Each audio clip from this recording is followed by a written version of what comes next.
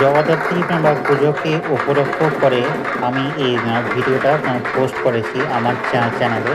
ভিডিওটা যদি আপনার ভালো লেগে থাকে তাহলে ভিডিওটা লাইক করুন, শেয়ার করুন এবং চ্যানেলটি সাবস্ক্রাইব করুন।